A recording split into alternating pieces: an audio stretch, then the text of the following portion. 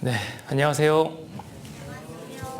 네, 반갑습니다.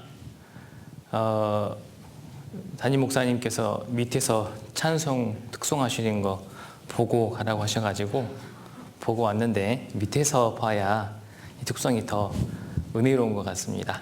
항상 이 뒤쪽에서만 듣다 보니까 이 뒤통수만 보고 그래서 조금 그랬는데 아무튼 은혜로운 찬송 감사합니다. 오늘도 청년의 특강 말씀으로 함께 하나님 말씀을 상고할 텐데요. 먼저 기도하시고 시작하겠습니다. 우리를 참으로 사랑하시는 거룩하신 아버지 하나님, 참으로 감사합니다. 저희를 구원해 주시고 영원한 천국의 소망을 허락해 주셔서 너무나 감사합니다. 천국에서 하나님 아버지와 함께 영원히 축복을 누리며 주님을 찬양하며 살아가는 삶이 참으로 귀하고 놀라운 사실이라는 것을 항상 마음에 새기고 기억하며 살아갈 수 있도록 주님 늘 함께 해주시고, 이 세상은 눈으로 보기에 계속 화려해지고 정말 살기 좋은 세상처럼 보이지만 오직 주님의 나라만이 우리에게 참 기쁨과 행복이라는 것을 항상 깨닫게 해주시기를 원합니다. 또한 이 땅에 살면서 우리에게 하나님의 선하고 귀한 일을 함께 할 수 있도록 기회를 주시고, 이뤄진 영혼에게 복음을 전하며 주님을 섬길 수 있게 이렇게 귀한 교회로 우리를 불러 모아주심에 감사합니다. 특별히 청년의 때 세상 가운데 있지 않고 이 주님 몸된 교회 가운데 거하면서 주님의 크신 은혜와 사랑을 계속 깨달으며 살고 있습니다.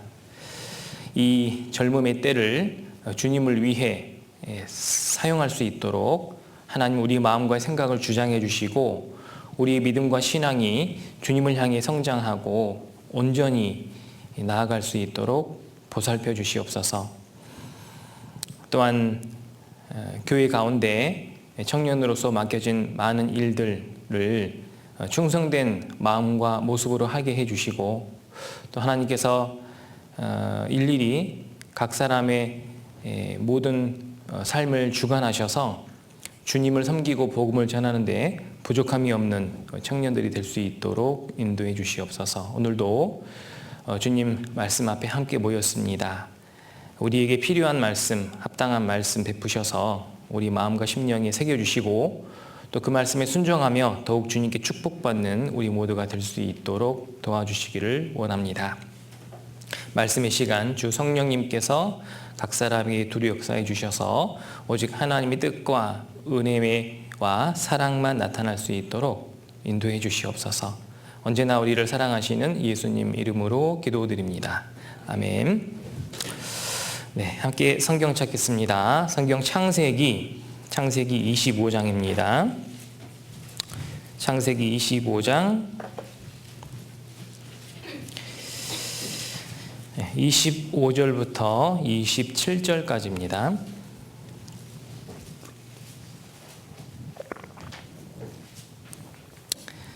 창세기 25장 25절부터 27절까지 제가 먼저 읽겠습니다.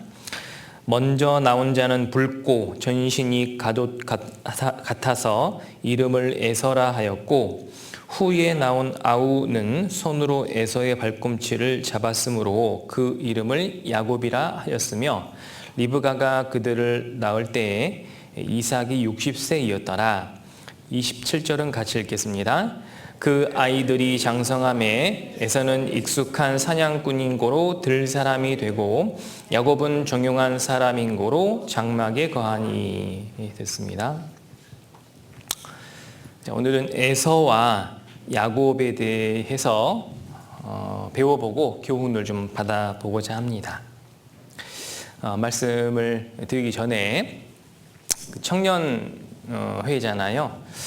청년회는 인생의 많은 연수 가운데 가장 활기 있고 또 힘찬 그런 기간이라고 생각합니다. 그래서 이 시기를 어떻게 보내느냐에 따라서 나머지 남아있는 인생이 정말 하나님 앞에 어떻게 사용되고 쓰여지는지 그것이 결정될 수 있을 만큼 중요한 그런 시기라고 생각합니다. 그래서 청년회에 이제 있을 때는 잘 모르시겠지만은 청년회를 이제 떠나서 나중에 봉사회, 어머니회가 되시겠죠. 청년 때만 할 수 있는 일들이 있더라고요. 그래서 청년의 시기는 아직 무엇을 어떻게 해야 될지 정확히는 잘 몰라도 교회 안에서 내가 할 수 있는 일들을 최선을 다해서 힘껏 하는 것이 정말 중요하다고 생각합니다. 왜냐하면 청년의 시기는 힘이 들어도 금방 회복될 수 있는 이 나이대인 것 같아요. 청년 자매님들은 잘 모르겠지만 우리 청년 형제님들, 아니 뭐 자매님들도 마찬가지일 것 같습니다. 힘들어도 뭔가 몸이 힘들어도 그 다음 날 자고 일어나면 회복되지 않으세요? 그러시죠? 안 그래요? 그런데요, 이제 뭐 나이 이야기하는 건 좀 그렇지만은 30대가 되고 40대가 되고 50대가 되잖아요. 그러면 예를 들어서 피곤하다 했을 때 이 피곤이 하룻밤 자고 일어난다고 해서 풀리지 않습니다. 몸이 예를 들어 너무 힘들고 고단한데 이게 이제 풀리려면 며칠 걸리는 거예요. 그만큼 회복력이 약한 거예요. 근데 청년의 시기에는 굉장히 신체 회복이나 또 마음과 이런 그 회복이 빠르고 또 생각의 전환이 금방 될 수 있거든요.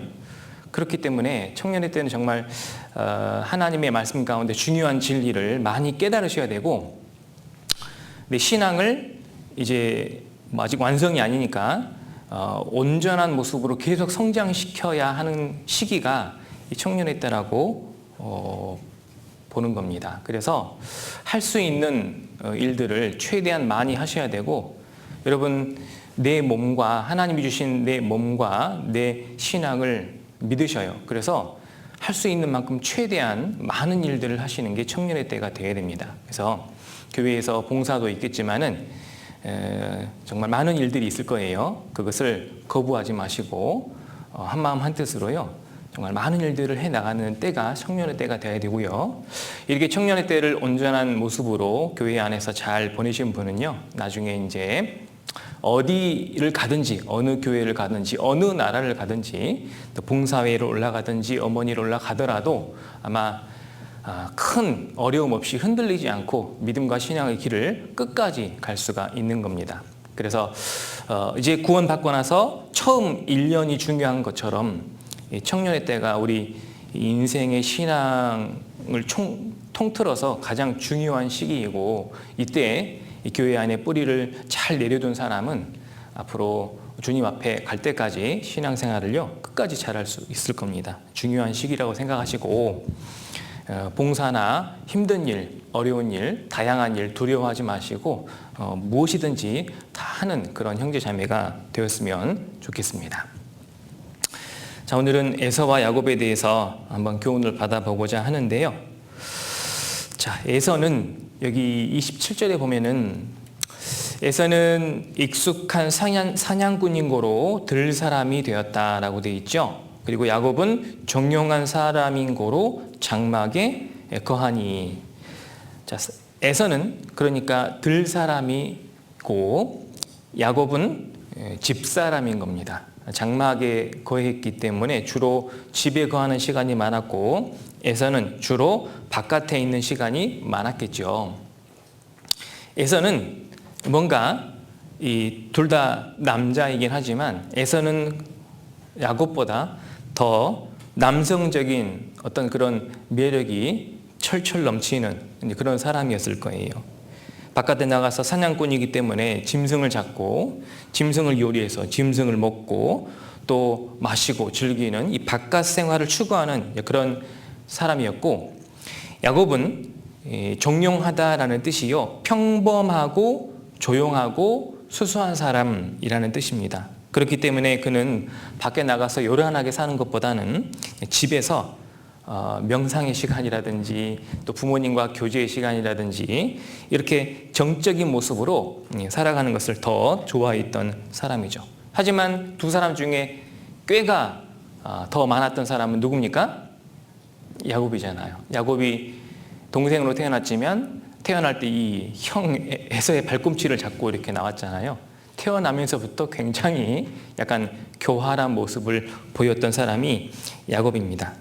아무튼 두 사람 중에 집에서 더 많은 시간을 보냈던 사람은 야곱이었을 것이고, 아무래도 야곱이 이 이삭, 리브가 부모님과 함께 교제하는 시간, 대화하는 시간이 훨씬 더 많았을 거예요. 그렇다 보면은 하나님에 대해서 더 많은 교제를 나눴던 사람이 아마도 틀림없이 야곱이었을 겁니다. 자, 결국 에서는 어떻게 되냐면, 에서는 그렇습니다. 무엇이 중요한지를 잘 모르고 장자의 명분도 경홀히 가볍게 여기는 사람이 됐고요. 야곱은 자기 형이 장자잖아요. 자기는 정말 몇 초 차이로 장자의 명분을 얻지 못한 거잖아요. 장자의 명분과 축복을 사모하게 되었습니다. 아마 그 부모님과 교제를 하면서 장자에게는 하나님이 장자의 명분에 맞게 내려지는 축복이 있다라는 것을 계속 들었겠죠. 근데 자기는 정말 몇 초 차이로 그 장자의 명분을 놓쳤기 때문에 그걸 좀 사모하게 된 것 같아요. 정말 그걸 얻기를 원했고, 그런데 이제 나중에 이 에서가 여느 때처럼 사냥을 하고 집에 이제 돌아왔는데, 사냥을 너무 열심히 하다 보니까 심히 곤비한 상태였던 거예요. 근데 때마침 야곱이 팥죽을 만들고 있었습니다. 팥죽을 만드는 모습을 보고 냄새를 맡으니까 너무 먹고 싶었겠지요. 그래서 야곱에게 팥죽 한 그릇만 좀 달라고 부탁을 합니다. 근데 야곱이 그냥 주면 될 텐데 기회는 이때다 싶어가지고요, 에서의 장자의 명분과 팥죽 한 그릇을 거래하자고 합니다. 보통 사람이라면 장자의 명분을 팥죽 한 그릇에 팔 수 있겠습니까? 그리고 장자의 명분에 따른 하나님의 축복은 정말 하나님만 주실 수 있는 큰 축복일 텐데 그것을 팥죽 한 그릇에 포기할 수 있겠습니까? 그런데 에서는 기분파예요. 지금 내가 배고파 죽게 생겼는데 장자의 명분이 무슨 필요가 있느냐. 그래, 팥죽 한 그릇 주고 장자의 명분을 팔아버린 겁니다. 여기요, 32절을 보시면 에서가 가로되, 32절입니다. 에서가 가로되 내가 죽게 되었으니 이 장자의 명분이 내게 무엇이 유익하리요? 야곱이 가로되 오늘 내게 맹세하라. 에서가 맹세하고 장자의 명분을 야곱에게 판지라. 야곱이 떡과 팥죽을 에서에게 주매 에서가 먹으며 마시고 일어나서 갔으니 에서가 장자의 명분을 경홀히 여김이었더라. 자, 에서는요, 장자의 명분을 경홀히 너무나 가볍게 여긴 거예요. 아마 에서는요, 바깥 사람, 세상에 머무르는 시간이 많았던 사람, 또 바깥에 있는 것, 즉 세상에 있는 것들에 관심이 많았을 거예요. 장자의 명분 정도는 그냥 팥죽 한 그릇에 팔았지만 내가 마음만 먹으면 언제든지 내가 장자니까 장자의 명분은 다시 찾을 수 있다라고 그렇게 생각했을지도 모릅니다. 그런데 그 모습은 자기 자신이 가볍게 여겼지만은 하나님은 절대로 그 모습을 가볍게 여기지 않았습니다. 하나님은 그 모습을 성경에 뭐라고 표현했냐면 망령된 모습이다라고 그렇게 표현을 하셨어요. 히브리서 12장에 보면 에서와 같이 망령된 자라고 표현을 하셨거든요. 망령되다라는 것은요, 쉽게 말하면 하나님 말씀을 잊어버렸기 때문에 하나님 보시기에 죄와 악을 행하고 심지어는 하나님을 대적까지도 할 수 있는 모습을 망령된 모습이라고 하는 겁니다. 에서는 그렇게 된 거예요. 에서는요,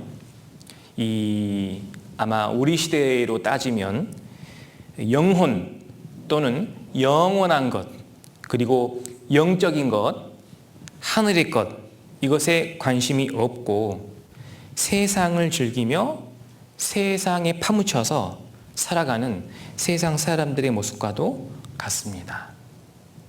그래서 주로 세상에 있는 것들을 원하는 거예요. 하나님이 주시는 어떤 축복보다는 세상이 나를 즐겁게 하고 기쁘게 하는 그런 것들을 원했던 거예요. 여러분, 청년회니까 요즘 바깥에 살고 있는 젊은 사람들, 청년들의 모습을 보세요. 그들은 무엇을 원합니까? 에서는 사냥꾼이었잖아요. 짐승을 많이 잡기 원했을 거 아닙니까? 자, 요즘 젊은 사람들도요, 짐승을 많이 잡기 원합니다. 그 짐승이 뭘까요? 내가 갖출 수 있는 많은 것들.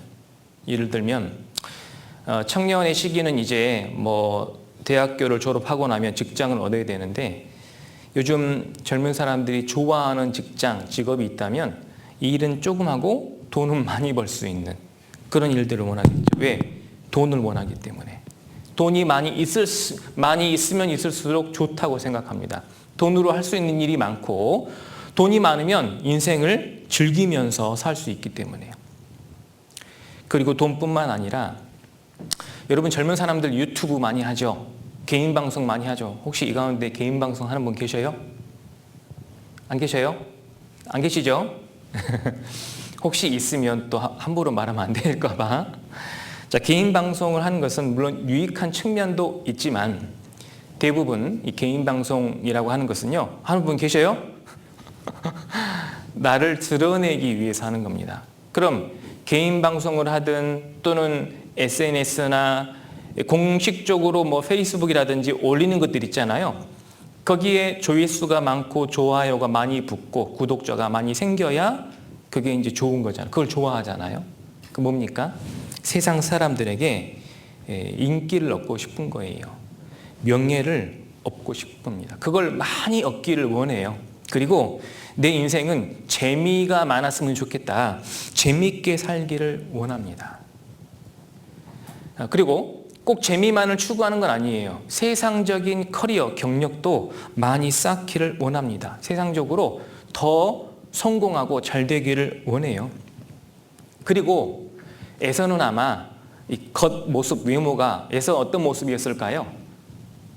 에서는 막 털도 많고 남자답고 사냥을 계속하면서 근육질에다가 이렇게 막 남자다운 매력이 철철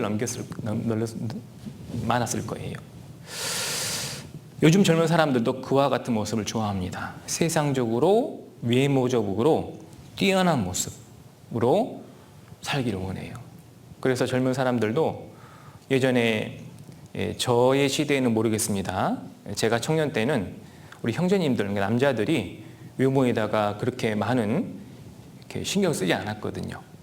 근데 요즘 젊은 사람들은 남녀 할 것 없이 외모에 신경을 많이 씁니다. 이게 중요하다라고 여기고, 혹시 외모가 좀 불편하고 자신 없는 분들은 이 성형수술도 얼마든지 하고, 뭐 남자나 여자 상관없이요. 그러니까 외모에 너무 많은 관심을 가지고 있습니다. 그리고 어떻게 사는 사람이 되기를 원하냐면, 누가 봐도 멋지게 삶을 사는 사람이 되고 싶어 해요. 그래서 옛날 사람은 하기 싫어도 어쩔 수 없이 일을 했다면, 지금은 하기 싫은 일은 안 하고 하고 싶은 일만 하고 싶은 거예요. 내가 원하는 일만 하고 싶은 겁니다. 직업을 갖더라도 내가 원하는 일을 해야 됩니다. 그리고 그 일이 보람되고 즐겁고 나를 기쁘게 해야 돼요. 그렇지 않으면 그만둬 버리죠. 그래서 6개월 만에도 그만두는 분들이 있고 1년 만에 그만두는 분, 퇴사하는 분들이 너무 많아요. 마치 그것이 내 정체성을 찾아가는 모습인 것처럼, 지금 다니는 직장이 나를 만족하지 못하고 보람도 없고 너무 힘들기만 하면 여러분, 퇴사하는 게 그게 맞는 겁니까? 그게 아니거든요. 그런데 마치 퇴사하는 것이 멋있는 사람인 것처럼 여겨지는 젊은 사람들이 많이 있다, 그 말입니다. 그리고 유행을 잘 따라야 돼요. 유행이 뒤처지면 그 사람은 트렌드에 뒤처지는 사람, 별 볼 일 없는 사람처럼 생각되는 겁니다. 현대 사상과 풍조에 맞춰서 그걸 잘 따라가는 사람, 그런 사람이 요즘 젊은 사람이 원하는 사람이 되었다 그 말이에요.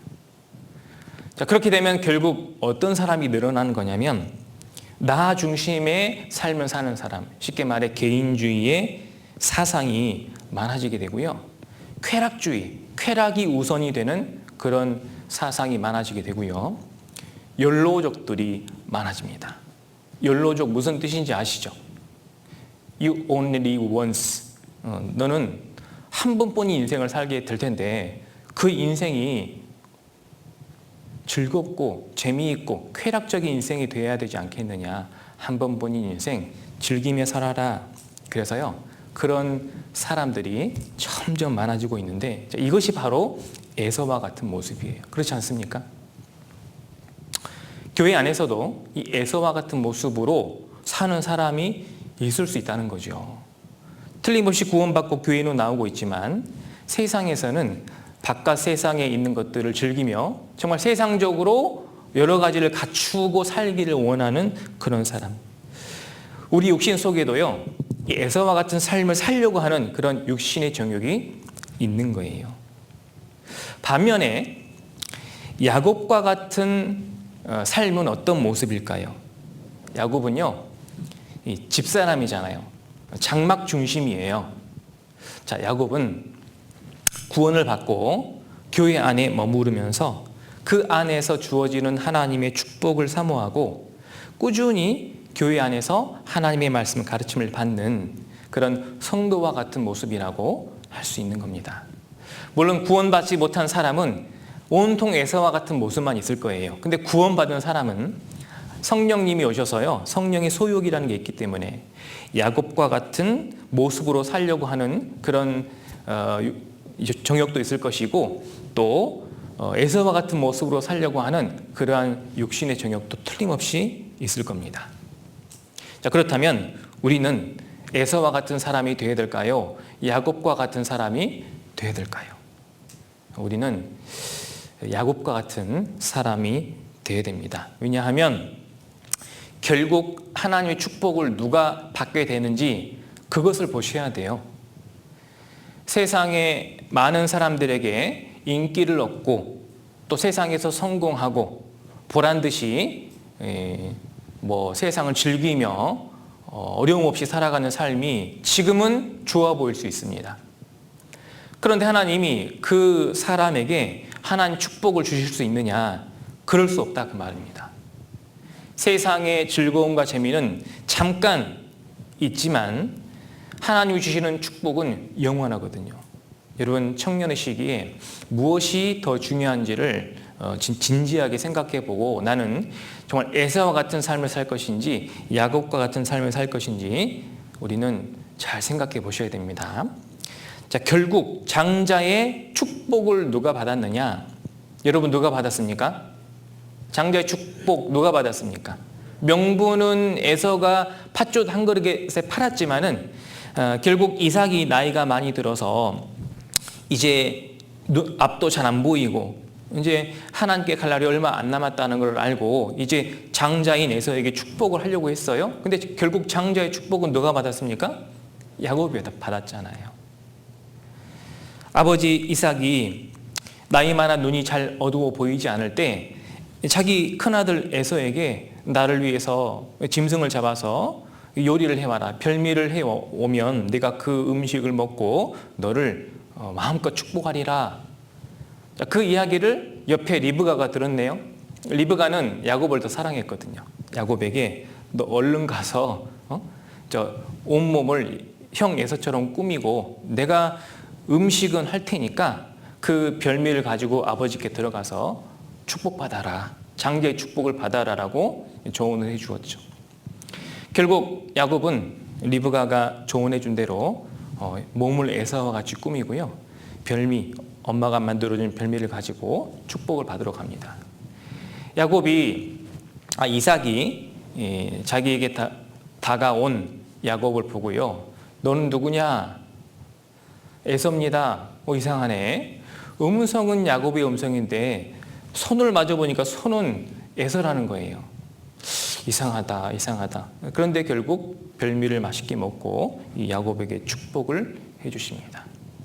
결국 장자의 축복은 야곱이 얻었던 거예요. 여기 보세요. 창세기 27장을 보시겠습니다. 27장.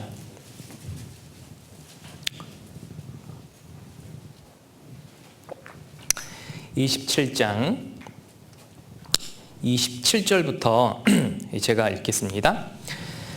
그가 가까이 가서 그에게 입맞추니 아비가 그 옷의 향취를 맡고 그에게 축복하여 가로되 내 아들의 향취는 여호와의 복 주신 밭의 향취로다.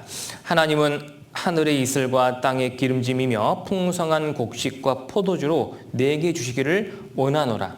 만민이 너를 섬기고 열국이 내게 굴복하리니 내가 형제들의 주가 되고 내 어미 아들들이 내게 굴복하며 내게 저주하는 자는 저주를 받고 내게 축복하려는 자는 복받기를 원하노라. 자, 야곱에게 이러한 축복이 주어진 겁니다. 후에 야곱은 하나님이 이스라엘로 그 이름을 고쳐주시고 이스라엘 민족이 이렇게 하나님께 축복받는 민족이 되었던 거예요. 이 축복이요 야곱에게 온 겁니다. 자, 어떻게 야곱이 장자가 아니었음에도 불구하고 장자의 축복을 받을 수 있었습니까?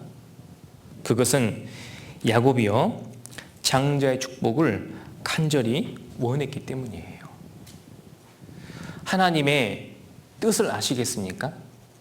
자격이 없지만 축복을 원하는 자에게는 하나님은 축복을 주신다라는 거예요. 원래 자격은 에서에게 있었습니다. 야곱은 자격이 없었어요. 그런데도 장자의 축복을 받았습니다. 자, 이게 우리 이야기 같지 않으세요?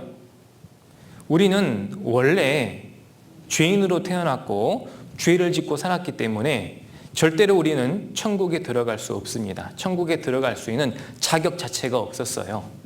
그런데 어떻게 천국에 갈 수 있도록 구원받았습니까? 어떻게 구원받았죠?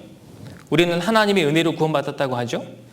하나님의 은혜로 구원을 받았지만 만약 우리가 구원받기를 원하지 않았다면 그래도 구원해 주셨을까요? 구원받기를 원하지 않는데 어떻게 구원을 해 주십니까? 내가 구원을 받을 수 있었던 것은 지옥 갈 죄를 용서받기를 원했고 그래서 지옥에서 건짐받아 구원받고 천국 가기를 간절히 원했기 때문에 구원을 해 주신 거예요. 자격이 없지만 구원의 은혜를 베풀어 주신 겁니다. 하나님의 축복은요 간절히 구하는 자에게 반드시 이루어진다 그 말이에요. 자격이 없을지라도. 그래서 마태복음 11장에는 천국은 침노를 당하나니 침노하는 자는 빼앗느니라 라는 말씀이 있죠. 천국은 침노하는 자가 빼앗게 돼 있어요. 정말 그 천국의 소망을 얻기를 간절히 원하는 자가 결국은 구원받고 천국을 갈 수 있게 되는 겁니다. 여러분 그래서요. 여러분 하나님이 주시는 특히 교회를 통해서 주시는 하나님의 축복을요. 여러분 좀 사모하셨으면 좋겠습니다. 세상이 나에게 줄 수 있는 육신적인 좋은 것들은 내가 열심히 한 만큼 얻으시면 되는데 하나님의 축복은요. 교회를 통해서 간절히 원하는 자에게만 주어지는 거예요. 여러분 말씀을 들을 때 있잖아요. 이 말씀을 뭔가 간절히 깨닫기를 원하는 마음으로 듣는 사람과 오늘 말씀 시간이니까 말씀 그냥 듣는 사람하고는 큰 차이가 있습니다. 여러분 수요 말씀을 들을 때 수요 말씀은 아무래도 이 화면을 통해서 듣기 때문에 그리고 수요 말씀 들을 때 보니까 이 앞쪽에 불이 꺼져 있더라고요. 그렇죠? 뭔가 분위기가 잠이 잘 올 수 있는 그런 분위기예요. 하루 일과를 마치고 또 저녁에 오셔가지고 피곤한 상태에서 또 라이브도 아니고 화면에서 말씀이 전해지고 또 앞에 불도 꺼져 있어가지고 뭔가 잠이 잘 올 수 있는 분위기인데 자 매주마다 전해지는 수요 말씀을 내가 어떤 마음으로 듣느냐 그게 중요한 겁니다. 졸리고 안 졸린 거는 두 번째 중요한 문제고요. 졸릴 수도 있고 안 졸릴 수도 있어요. 근데 졸리더라도 내가 이 말씀을 정말 어떤 마음으로 듣느냐 이 말씀을 통해서 한 말씀이라도 내 중심에 새겨져서 내 신앙을 좀 흔들 수 있는 혹시 자고 있는 신앙을 이렇게 세울 수 있는, 또는 하나님께 더 가까이 나아갈 수 있는 그 신앙이 될 수 있도록 하나님 한 말씀이라도 들리게 해주십시오. 저에게 허락해 주십시오. 이 간절한 마음으로 듣는 사람은요, 그런 말씀을 얻는다니까요. 근데 그런 마음 없이 그냥 말씀 시간이니까 말씀 듣고 간다라고 그런 마음으로 들으면 지난번에 하신 말씀 또 하셨고, 지난번에 끝에 마지막에 하셨던 말씀 이번에 또 하시고, 이런 식으로 생각이 든다니까요. 저 말씀은 옛날에 하신 말씀인데 또 하시는 말씀이고, 자꾸 이런 생각만 들어요. 말씀이 안 들리고 그냥 설교만 들리는 거예요.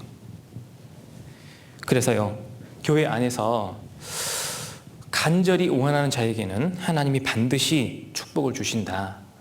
야곱은 하나님의 장자의 축복을 너무 사모했기 때문에 결국 야곱에게 장자의 축복을 허락하신 겁니다. 자, 그리고 에서가 나중에 왔어요. 가만 보니까 장자의 축복은 이미 야곱에게 내려졌습니다. 자기는 장자의 축복을 잃어버렸죠. 여러분, 왜 잃어버렸을까요? 왜 축복을 못 받았을까요? 경홀히 여겼기 때문이에요. 하나님의 축복이 뭐 그리 중요한가? 어차피 나에게 주실 것 같은데. 에서는요, 육신적인 성향이 강해서 왜 자신이 축복을 받지 못했는지 그 잘못을 못 깨달았어요. 그 잘못을 못 깨달았기 때문에 어떤 결정을 내렸냐면 야곱을 죽여야겠다. 아버지 이삭이 이제 하나님께 가실 날이 얼마 남지 않았는데 이 일이 끝나면 야곱을 죽이겠다. 그렇게 생각을 한 겁니다. 끝까지 자기 잘못을 못 깨달았어요.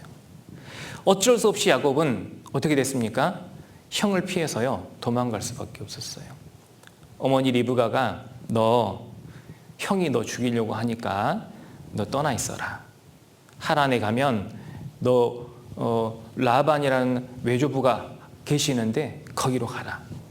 그래서 그 다음날 야곱은요, 급히 형 에서를 피해서 있잖아요, 하란으로, 외조부가 계시는 이 라반이 계시는 곳으로 이 피난길을 떠나게 됩니다.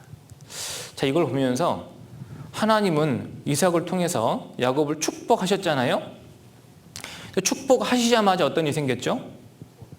도망갈 수밖에 없는 비참한 신세가 된 거예요. 자, 교회에서도 그런 일이 생길 수 있습니다. 구원을 받았는 있잖아요. 구원 받아서 교회 안에서 열심히 신앙생활 하려고 하는데 오히려 그런 사람에게 갑자기 더 힘든 일이 생길 수도 있어요. 물론 안 생길 수도 있고 더 나중에 생길 수도 있지만, 뭔가 구원의 은혜로 축복받고 교회 안에서 열심히 살려고 하는데 고난이 생길 수 있어요. 자, 그때 야곱이 나에게 왜 이런 큰 고난이 생겼을까? 아마 처량한 신세라고 스스로 생각했을 수도 있습니다. 야곱은 그야말로 집사람이에요. 존경한 사람, 장막에 거하기를 좋아했던 사람인데 이제 어떤 생활이 시작됐습니까? 바깥 생활. 그것도 보세요. 부모님하고의 생이별을 했고, 형이 가족인데 자기를 죽이려 하고, 또 자기를 사랑하는 어머니를 이제 다시는 못 보는 거예요. 나중에 볼 수도 있겠지만 이제부터는 못 보는 겁니다.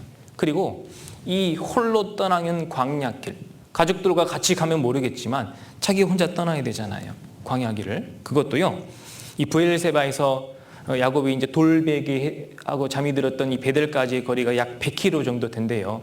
그리고 그 베델에서부터 하란까지가 600km 정도 됩니다. 700km나 되는 거리를 자전거를 타고 갔을까요? 차를 타고 갔을까요? 걸어갔을 거 아닙니까? 그 길은 그야말로 야곱이 한 번도 겪어보지 못한 큰 고난의 길이었고, 야곱 자신에게는 진짜 최악의 상황이었을 거예요. 근데 하나님은 왜 그 고난의 길을 허락하셨냐 그 말이죠. 금방 축복해 놓으셨고 축복하신 다음에 왜 고난의 일을 가게 하시냐 그 말입니다. 하나님은요, 이 종용한 야곱에게 꼭 깨달았으면 하는 중요한 진리가 있었던 겁니다. 그것을 어디에서만 깨달을 수 있느냐? 그냥 집에서 편안하게 있으면 못 깨달아요. 반드시 고난의 길을 가야만 깨달을 수 있는 진리가 있기 때문에 야곱에게 고난의 길을 허락하셨던 겁니다. 청년들 중에 있잖아요. 갑자기 말씀 듣다가 감동을 받았어요. 이런 말, 필을 받았다 하잖아요. 말씀 듣다가 뭔가 감동이 됐어요. 그래가지고 이제부터는 진짜 주님을 위해 교회 열심히 살아야겠다. 마음을 먹었는데 며칠 만에 막 큰 고난이 생기고 세상 일에도 어려움이 생기고 그렇게 될 수가 있습니다. 그러면 역시 나는 안 되는가 보다. 그래서 포기하게 되는 경우도 있거든요. 근데 생각을 바꿔야 돼요.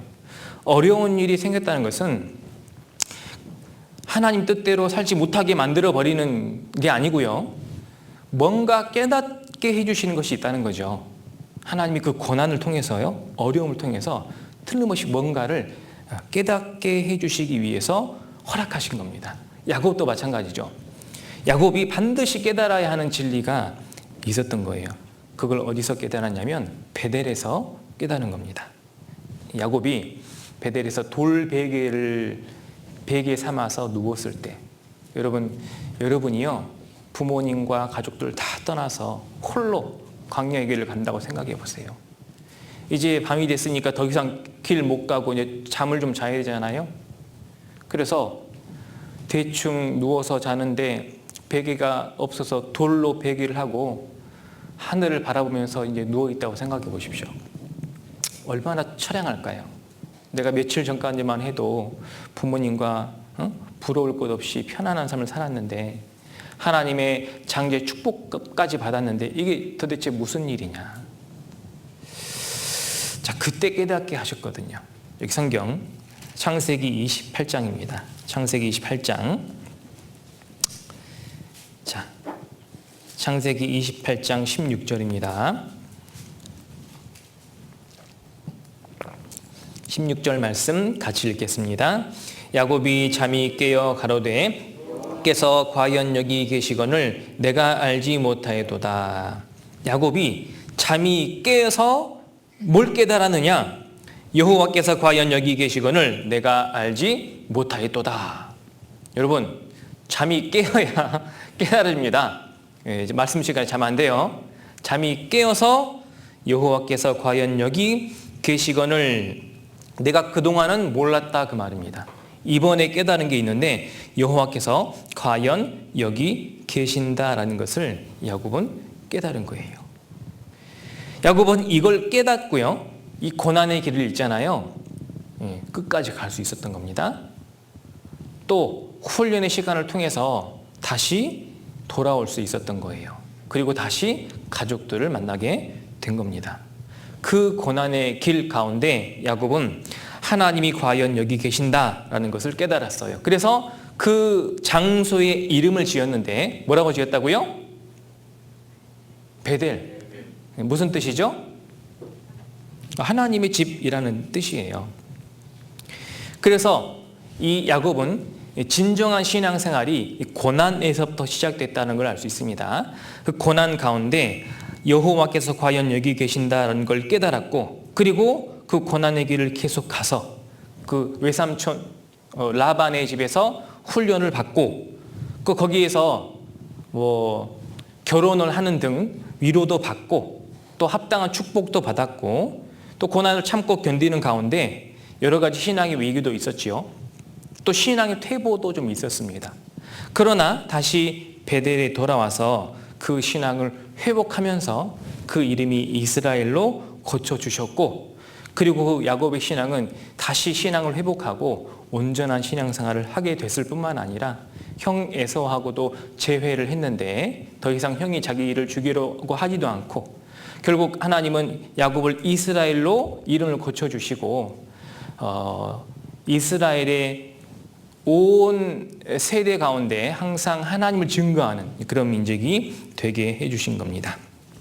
그래서 신앙의 길을 끝까지 잘 갈 수가 있었다는 거죠.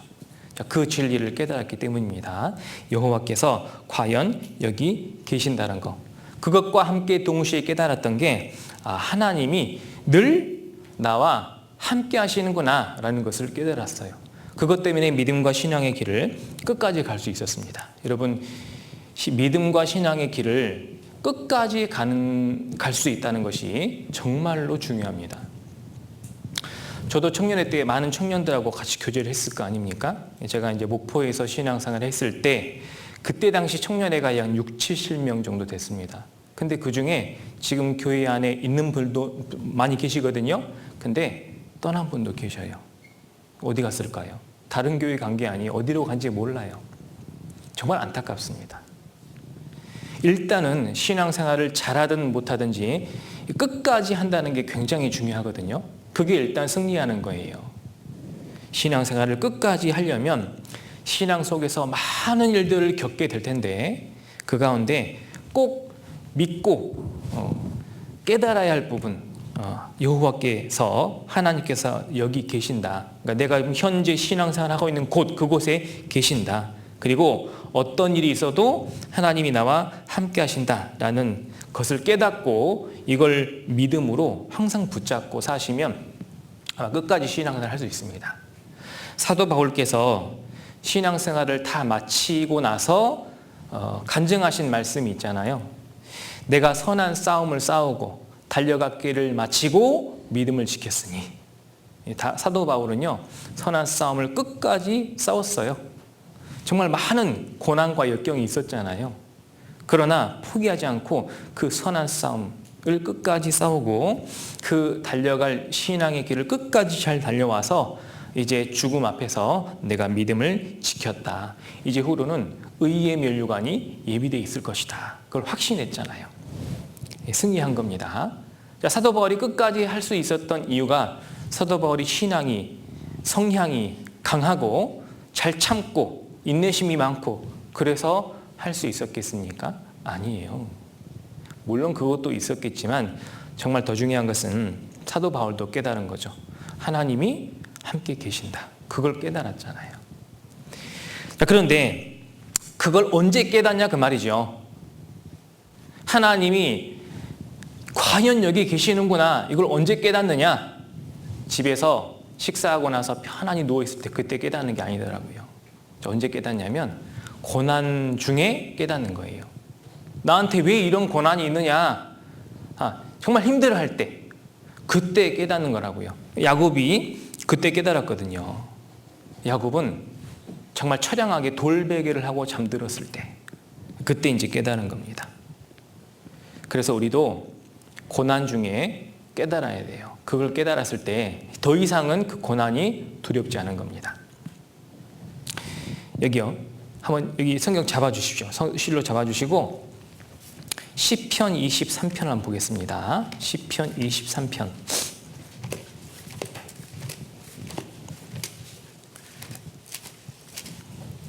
시편 23편. 시편 23편 4절입니다. 자, 4절 말씀 같이 읽겠습니다. 내가 사망의 음침한 골짜기로 다닐지라도 해를 두려워하지 않을 것은 주께서 나와 함께 하심이라. 주의 지팡이와 막대기가 나를 안위하시나이다. 음침한 골짜기로 다니는 이유가 뭘까요? 보통 사람이 음침한 골짜기를 가고 싶어 합니까? 아니에요. 나에게 주어진 길이 그 길인 겁니다. 신앙생활과 믿음을 지키고 복음을 전하는 길이 음침한 골짜기인 거예요.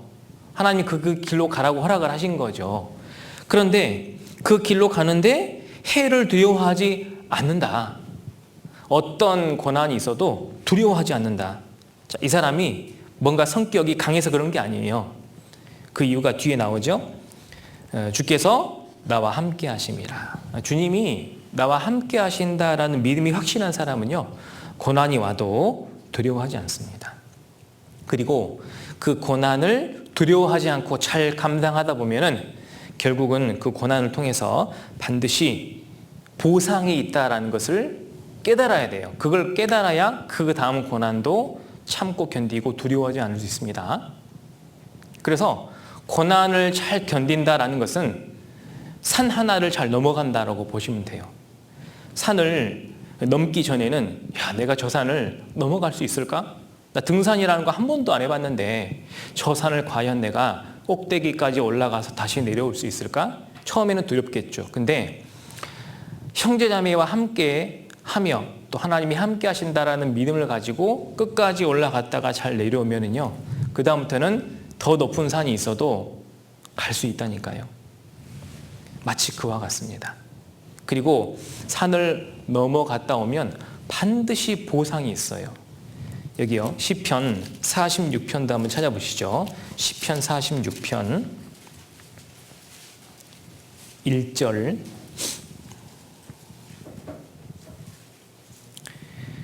자, 1절입니다.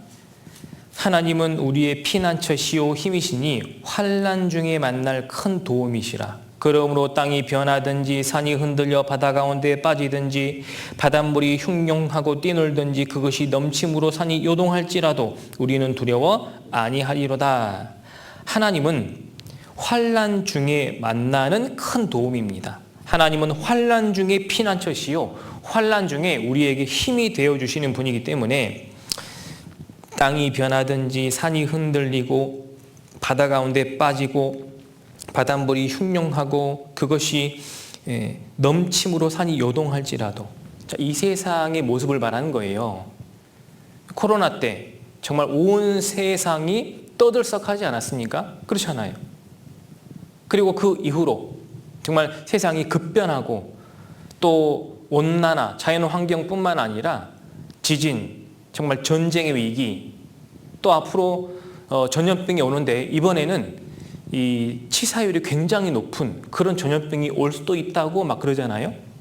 이렇게 세상은 갈수록 혼란하고 묻지마 범죄라든지 흉악한 범죄도 많이 나타나고, 정말 이 세상은 흉흉한데 우리는 이 믿음을 어떻게 끝까지 잘 지키고 갈 수 있을까?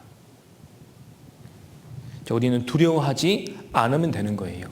근데 두려워하지 않는 것은 하나님이 그 환난 중에 함께 하신다라는 이 진리를 깨닫고 그걸 확실히 믿는 사람은 두려워하지 않고 그 고난을 잘 이길 수 있는 겁니다. 그러니까 여러분, 나에게 고난이 왔을 때 그걸 피하면 안 돼요. 그걸 감당해야 됩니다. 자, 고난을 만났을 때 방법은 두 가지가 있겠죠. 감당하든지 피하든지. 근데 의외로 많은 사람들이요, 고난을 피하려고 해요. 높은 산이 있잖아요. 그냥 돌아갑니다. 왜? 돌아가는 길이 있거든요. 많은 사람이 고난을 피하려고 해요. 왜? 힘들어 보이니까. 감당할 수 없을 것 같아서. 근데 하나님은 내가 고난을 만났을 때 그게 신앙의 길에서 만난 고난이라면 하나님이 허락하신 거거든요. 한번 가봐야 되는 거예요. 가서 어떤 일이 있을지 한번 감당해 봐야 됩니다. 그럼 그때 환난 중에 깨닫게 하시라 그 말이죠.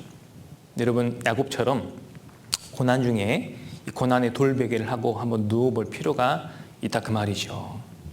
항상 폭신폭신한 베개만 베고 살았던 사람도 한번 돌베개를 하고 한번 체험해 볼 필요가 있다니까요. 그래서 그 혹시 해외 선교 이렇게 가실 때가 있을지 모르겠습니다. 저도 이제 그 몽골 선교를 이제 가본 적이 있는데요. 몽골 선교를 가면 이제 보통 교회당이나 아니면 숙소를 잡아서 이렇게 이제 보통 잠을 자잖아요. 근데 한 번씩은 현지인들이 살고 있는 그 몽골의 게르라고 아시죠? 게르에서 거기서도 한번 잠을 잡아야 돼요. 거기서 잡았는데요. 추워요. 거기 이제 난방을 어떻게 하냐면 그 게르 안에다가 그 가운데 이제 난로가 있어요. 화목난로인지 뭔지 모르겠지만 아마 그 소똥을 말려가지고 그걸로 연료를 해가지고 불을 떼가지고요. 그게 이제 자기 전에 이렇게 잔뜩 넣어서 불을 지피는 거죠. 처음에 따뜻해요. 들어가면 따뜻한데 한 새벽 4시나 되면은요 꺼집니다. 그게. 그러면 새벽 4시부터 이제 아침이 될 때까지는 너무 추운 거예요. 그 사람들은 항상 날마다 그렇게 사는 거죠. 자, 그런 것도 한번 체험해 볼 필요가 있다는 거죠. 자, 그걸 체험해 봐야 야, 이 사람들은 이렇게 사는구나. 이렇게 살면서도 신앙생활을 이렇게 정말 열심히 하려고 하는구나. 그걸 깨달아야 내가 국내에 돌아와서도 어떤 어려움이 있어도 내가 좀 잘 견뎌야겠구나. 자, 이런 걸 깨닫게 되는 거잖아요.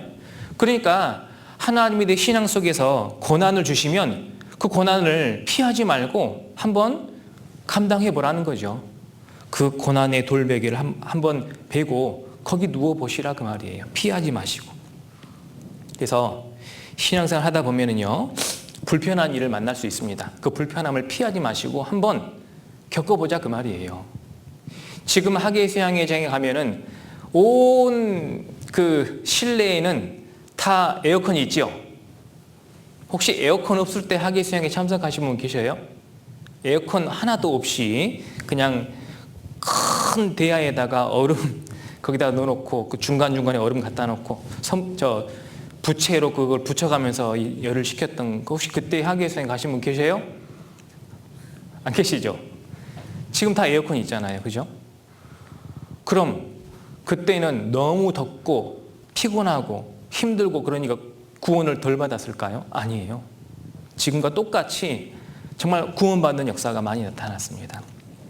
그러니까요, 조금 불편해도 견디셔야 돼요.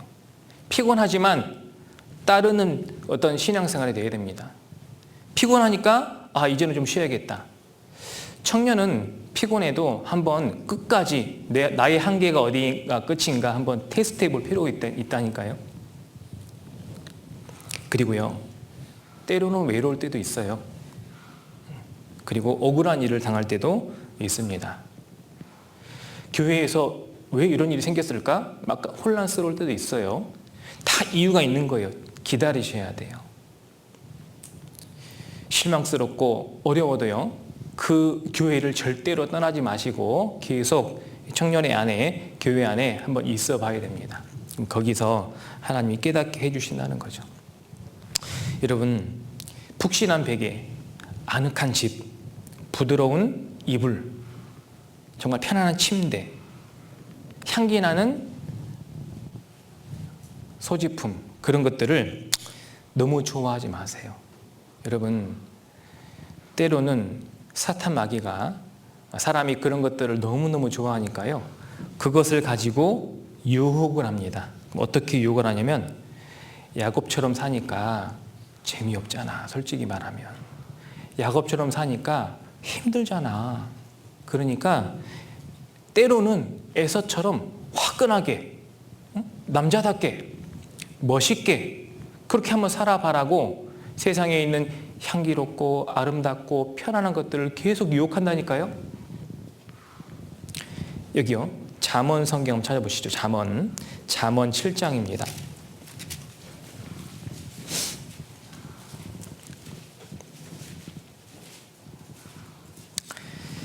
잠언 7장,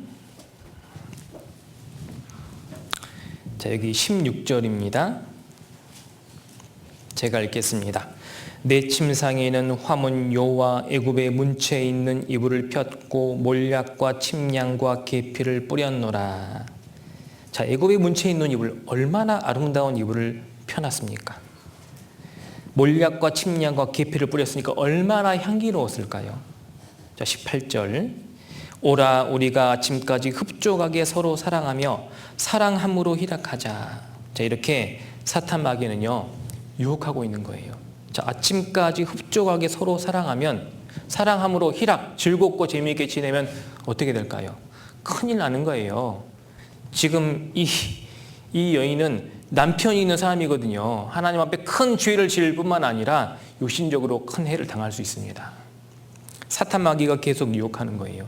우리 그리스도인도요, 사탄 마귀가 자꾸 에사와 같은 삶을 살라고 막 부추기는 거예요. 유혹합니다. 세상의 것으로. 그래서요, 우린 정신을 잘 차리고 현재 처해 있는 교회 안에, 청년의 안에서요, 혹시 고난이 주어지더라도 그걸 너무 힘들어하거나 불편해하지 마시고 잘 감당할 필요가 있다는 거죠. 거기서 과연 여호와께서 거기 계신다라는 것을 깨닫게 됩니다. 그리고요, 거기 있을 때 하나님은 확신을 주셔요. 어떻게 확신을 주시냐면, 하나님의 말씀을 통해서 확신을 주셔요. 하나님은 반드시 너를 축복하신다라는 이 확신을 주십니다. 그 확신을 얻으셔야 돼요, 여러분. 그 고난 중에 확신을 얻는 거예요.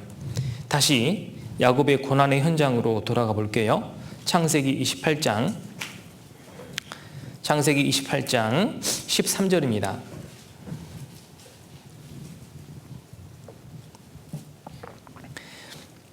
13절부터 제가 읽겠습니다. 또 본즉 여호와께서 그 위에 서서 가라사대 나는 여호와니 너의 조부 아브라함의 하나님이요 이삭의 하나님이라. 너 누운 땅을 내가 너와 네 자손에게 주리니. 14절 같이 읽겠습니다. 내 자손이 땅의 티끌같이 되어서 동서남북에 편만할지며 땅의 모든 족속이 너와 네 자손을 인하여 복을 얻으리라. 자, 이것을 야곱에게 말씀해 주셨잖아요. 바로 여기서 너 누운 땅을 내 자손에게 줄 것이고 내 자손이 땅의 티끌같이 되고 동서남북에 편만하고 땅의 모든 족속이 너를 인하여 복을 받으리라. 축복의 말씀이잖아요. 너와 너의 자손과 또 너를 인하여 관계된 모든 족속들이 복을 받을 것이다. 이 얼마나 큰 축복입니까? 하나님은 야곱에게 이 축복의 말씀을 해 주심으로써 야곱이 그렇구나. 하나님은 여기 나와 함께 계시는구나. 고난의 장소에 하나님이 함께 계시기 때문에 내가 이 고난을 끝까지 참고 견디기만 하면 하나님은 이 축복을 반드시 나에게 주시는구나 라는 것을 깨달은 겁니다. 바로 너를 통해서. 그래서요, 복음도 그렇게 됩니다. 우리 가족 중에 누군가 한 사람이 구원을 받잖아요. 하나님은 그 사람을 축복하신 거예요. 그리고 그 사람만 축복하신 게 아니라 너로 인하여 너의 부모, 너의 형제, 자매, 너의 자식들이 너로 인하여 복을 받을 것이다. 사실 그 말씀을 같이 하신 것과 같습니다. 그래서요, 구원을 딱 받는 순간, 아마 다 그런 건 아니고요. 많은 분들이 구원을 딱 받는 순간 너무 감사하다라는 마음과 동시에 이 복음을 우리 부모님에게 전해야겠다라는 생각이 자연스럽게 든다고 합니다. 우리 가족들에게 전해야겠다. 이 엄청난 축복을 저도 이제 구원받고 딱 그 생각이 들었거든요. 이것을 나만 알 것이 아니라 우리 부모님에게 전해야겠다.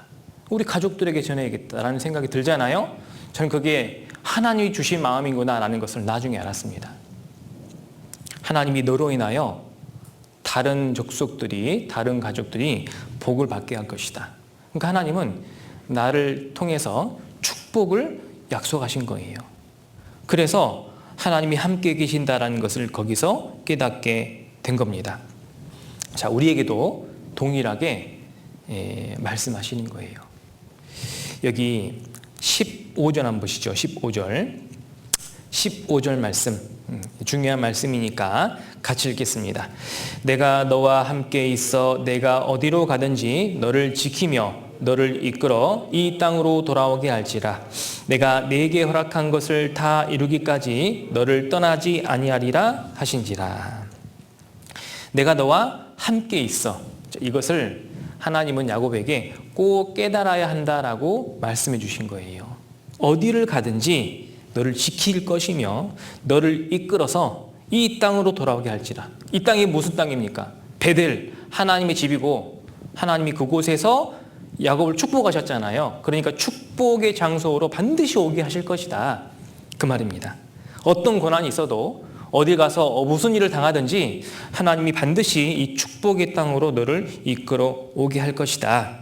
그리고 네게 허락한 것을 다 이루기까지 너를 떠나지 아니하리라. 하나님이 이스라엘을 통해서 계획하신 일이 있을 텐데 그게 다 끝날 때까지 너를 떠나지 않을 것이다. 근데 이스라엘 민족의 역사는 성경에 보면은 인류 역사 끝날 때까지 끝까지 계속되잖아요. 그때까지 절대 떠나지 않는다라고 하나님은 이 놀라운 약속의 말씀을 해주신 겁니다. 자, 우리에게도 그와 같은 말씀을 해주신 거예요, 사실은. 그래서 예수님께서요, 부활 승천하실 때 모든 그리스도인들에게 약속해 주신 말씀이 있죠. 한번 찾아볼까요? 마태복음 28장입니다. 마태복음 28장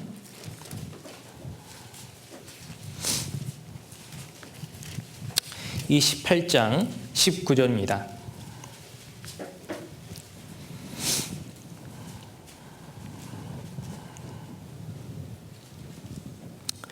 (19절) (20절) 제가 읽겠습니다. 그러므로 너희는 가서 모든 족속으로 제자를 삼아 아버지와 아들과 성령의 이름으로 세례를 주고 내가 너희에게 분부한 모든 것을 가르쳐 지키게 하라. 볼지어다 같이 읽겠습니다. 내가 세상 끝날까지 너희와 항상 함께 있으리라 하시니라. 세상 끝날까지, 이 세상이 끝날 때까지 내가 너희와 항상 함께 있을 것이다. 단 너희가 복음을 위해 살았을 때를 말하는 거예요. 복음을 위해 고난을 받으라 라는 말씀처럼 복음을 위해 사는 삶은 틀림없이 고난이 있는데 그 고난을 피하지 않고 복음 전하는 일을 피하지 않고 끝까지 복음을 위해 산다면 어떤 고난이 있을지라도 내가 세상 끝날까지 너희와 항상 함께 있으리라 라고 우리에게 동일하게 약속해 주신 거죠. 나한테도 약속해 주신 거예요. 자, 이 진리와 축복의 말씀을 어디에서 깨달았다고요? 야곱이 어디에서 깨달았다고요? 베델에서 깨달은 거예요. 베델이 뜻이 뭐라고요? 그러면 우리 시대 베델은 어디입니까? 교회죠. 교회에서 깨닫는 거예요. 교회에서 머무르고 있을 때, 고난이 있어도 교회로 돌아올 때, 어디를 가더라도 교회와 교회 중심의 삶을 살았을 때 하나님이 그 약속과 축복의 말씀을 깨닫게 하시는 겁니다. 그래서 야곱은 이제 확실히 깨달은 거예요. 내가 고난 중에 있지만 하나님 여기 계시고 또 내가 어디를 가더라도 나와 함께 하신다를 깨달았겠죠? 그리고요, 이것을 마음에 완전히 새길 수 있도록 확증했던 사건이 하나 있어요. 확증할 수 있었던 일이 하나 있었는데 그게 뭐냐면 사닥다리입니다. 사닥다리. 사닥다리가 어디서 내려왔죠? 하늘에서 야곱에게 사닥다리가 내려왔어요. 그리고 그 사닥다리 위로 천사들이 오르락 내리락 하는 것이 보였습니다. 여러분 그게 뭘까요? 우리 동화에 하늘에서 동화줄이 내려와가지고 그거 기억나세요? 사닥다리가 내려왔거든요. 하늘과 나를 연결시켜주는 사닥다리가 뭘까요? 누굴까요? 예수님이죠. 그리고 그 사닥다리 위에 천사들이 오르락 내리락 하는 겁니다. 왜 그랬을까요? 천사는 하나님의 일을 위해 부르심받은 종들이에요. 하나님의 일을 하는 모습을 보여주는 겁니다. 그것이 바로 뭐냐면 하나님이 예수님을 통해서 이 세상에 계획하신 일들을 예수님을 통해서 연결시켜서 이루어 주시는데 그것이 바로 성령의 역사라는 것을 가르쳐 주신 거예요. 이 야곱은요, 사닥다리를 보고 이것을 보고 야, 하나님이 여기 계시는구나 라는 것을 확실하게 확증을 한 거예요. 그걸 보여주시잖아요. 자, 우리에게도 보여주시지 않았습니까? 우리는 이 야곱은 사닥다리를 꿈속에서 봤거든요. 근데 우리는 사닥다리를 어떻게 봤습니까? 우리는 가장 확실한 진리의 말씀을 통해서 봤잖아요. 그죠? 꿈속에서 본 것도 아니에요. 가장 확실한 진리의 말씀을 성경을 통해서 예수님을 봤고 또 예수님이 나에게 오셨다라는 것도 깨달았고 그리고 성령의 역사로 내가 구원을 받았잖아요. 내가 구원을 받았다라는 게 바로 사닥다리가 나에게 내려와서 천사들, 성령의 역사로 내가 하나님의 구원이 이루어졌다라는 뜻이잖아요. 성령의 인치심을 받은 거잖아요. 나에게 보여주신 거예요. 확실히. 그래서 하나님이 나와 함께 하신다라는 말씀도 사실이고 과연 여호와께서 고난 중에 복음을 위해 살려고 하는 성도에게 함께 거기 계신다라는 것도 진리인 겁니다. 이걸 확실하게 깨달은 야곱은 이제 그 하란까지 고난의 일을 갖고 거기에 수많은 훈련을 받았고 참고 견디는 가운데 다시 베델에 돌아와서 거기서 타락했던 뭔가 뒤처졌던 퇴보했던 신앙도 확실하게 회복을 해가지고요. 그것을 다시 돌아와서 엘 베델이라고 있잖아요. 베델의 하나님, 그죠? 틀림없는 하나님은 하나님의 집에서 하나님의 능력과 역사로 역사하신다. 그걸 깨닫고 그 두려워하던 에서에게도 나아갔잖아요. 결국 야곱은요, 하나님이 그 이름을 이스라엘로 고쳐주시고 온 인류 역사상 항상 하나님을 증거하는 그런 민족이 될 수 있었습니다. 축복받던 인생이 된 거예요. 여러분, 야곱과 같은 사람이 되자고 했을 때 야곱은 정용하고 집사람이고, 그러니까 교회 안에 항상 거하고 교회에서 말씀 듣기를 좋아하고 봉사하고 이런 사람이 되자라고 했을 때 정말 100% 아멘이 되셨을까요? 그런데 야곱의 결말까지 봤을 때 야곱의 인생에는, 야곱은 자기 자신의 인생을 나그네 인생이라고 했잖아요. 그 나그네 인생 수많은 일들이 있었지만 결국 야곱이 그 죽음을 맞이하고 하나님 앞에 가기까지 항상 믿고 마음속에 있었던 것이, 하나님이 과연 여기 계신다. 여기라는 것은 복음을 위해 고난받고 있는 그곳에, 하나님이 일을 하고 있는 그곳에 계신다라는 거고, 어디를 가든지 하나님이 나와 함께 하신다라는 것을 확실히 믿고 살았기 때문에 결국은 야곱은 이 땅에서도 수많은 축복을 받을 수 있었고요. 실제 야곱의 삶에 많은 축복이 있었습니다. 그리고 영적으로도 하늘에도 귀한 영광과 상급으로 하나님 틀림없이 갚아주셨다라는 것을요, 우리는 믿을 수 있는 겁니다. 자, 그 약속과 축복이 이 교회를 통해서 나타난다는 거예요. 그래서 우리도 항상 교회와 연결되어서 하나님의 일을 하고 산다면 하나님 반드시 거기 계신다라는 것을 믿어야 돼요. 여러분, 우리 나주 교회에 하나님이 여호와께서 여기 계실까요? 안 계실까요? 어떻게 확신할 수 있습니까? 사닥다리가 내려와서 천사들이 오르락 내리락 하는 모습, 그래서 구원의 역사가 나타난 것을 보면 여러분은 확신해야 돼요. 구원의 역사가 안 나타나는 곳은요, 하나님이 거기 역사 안 하시는 거고 거기는 안 계신 거예요. 역사가 안 나타난다는 것은 더 이상 하나님의 관심이 거기 없다는 겁니다. 과거에는 복음이 있었을지 모르겠지만 지금은 하나님을 위해 고난받고자 하는 사람이 없고 복음을 위해 고난받고자 하는 사람이 없다면 하나님은 더 이상 거기서 촛대를 옮기시고 거기 안 계시는 거예요. 그럼 어디 계시는 거냐? 복음을 위해 아직도 여전히 고난이 있을지라도 감당하면서 그 복음을 끝까지 전하려고 하는 교회에 주님이 계신 거예요. 하나님이 거기 계시는 겁니다. 그 말은 역사하시겠다라는 겁니다. 자, 나주교회를 통해서 계속 구원의 역사가 나타나고 있습니까? 보셨어요? 그러면 하나님이 여기 지금 계신 거예요.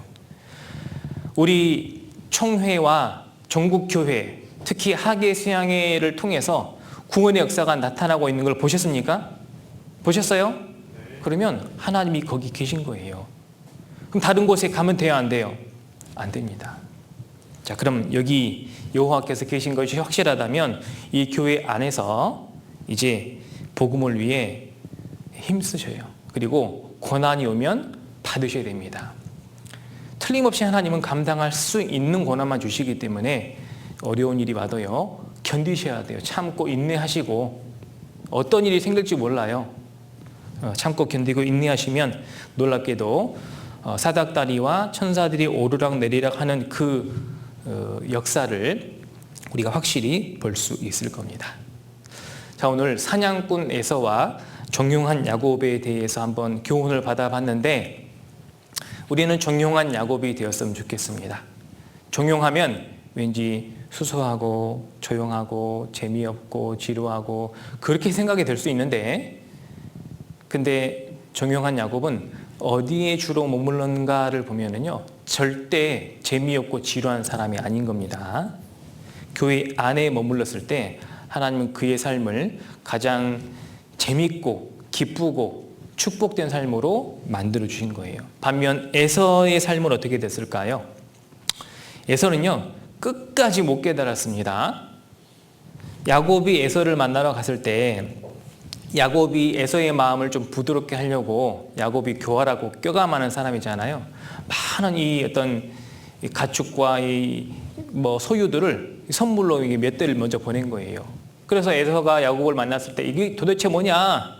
내가 고난의 길을 막 여기저기 돌아왔는데 하나님 나를 축복해 주셨다고, 형한테 드리는 선물이라고 하니까 에서가 뭐라고 대답하냐면, 한번 찾아볼까요? 이거 마지막으로 창세기 33장입니다. 창세기 33장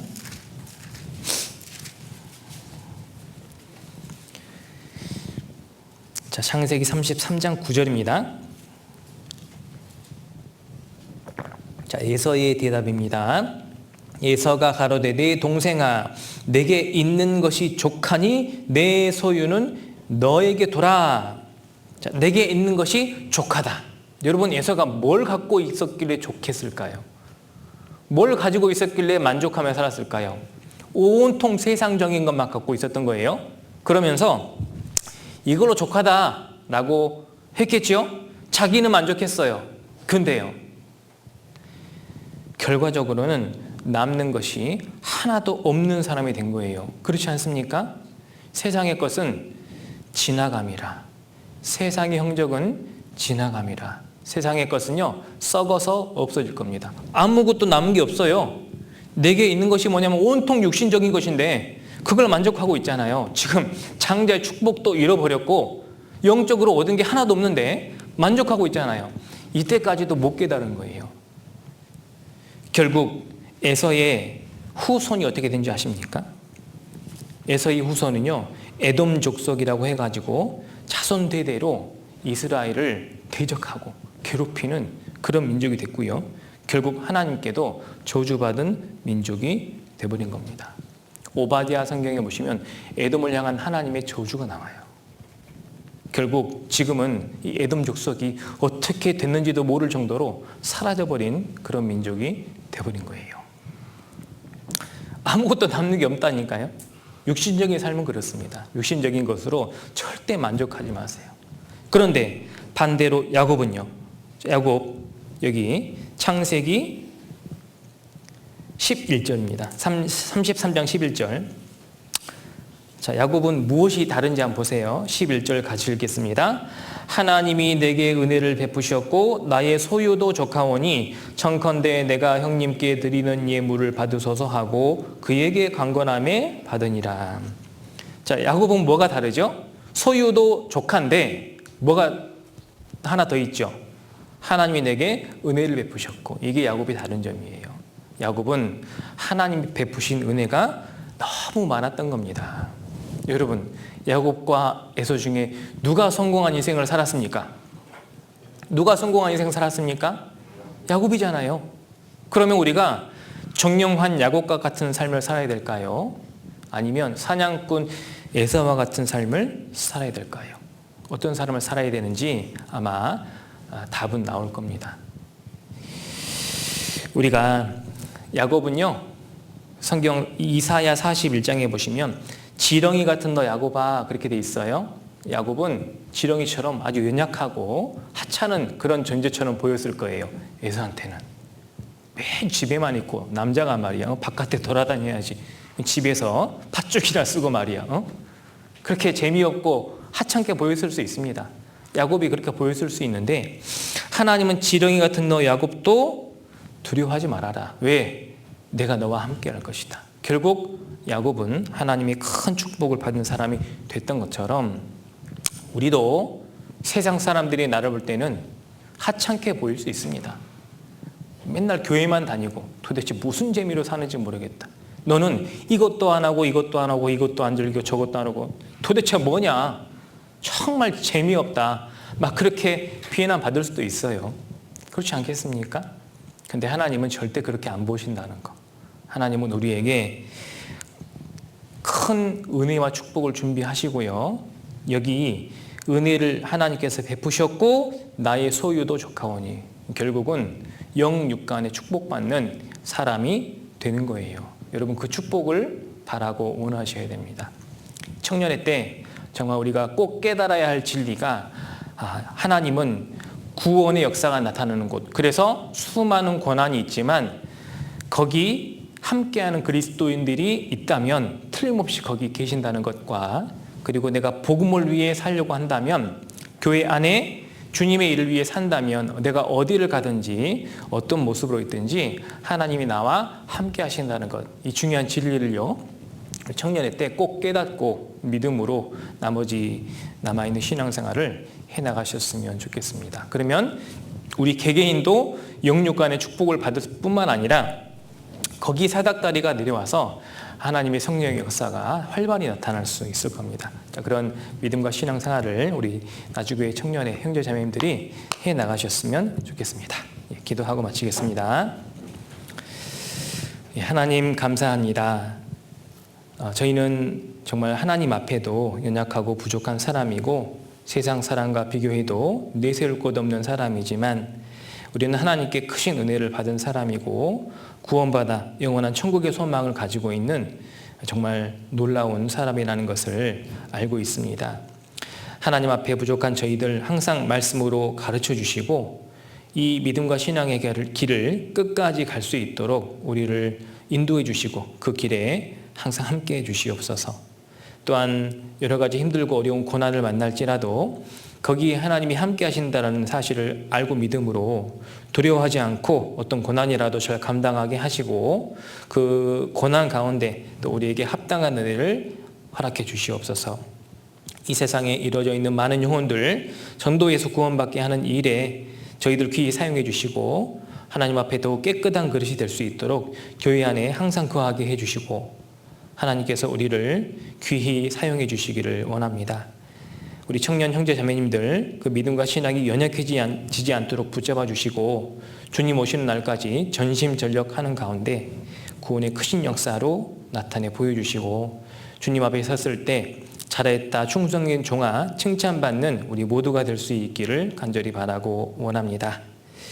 이후에 모든 시간도 하나님 은혜로 채워주시옵소서. 우리를 참으로 사랑하시는 예수님 이름으로 기도드립니다. 아멘. 수고하셨습니다.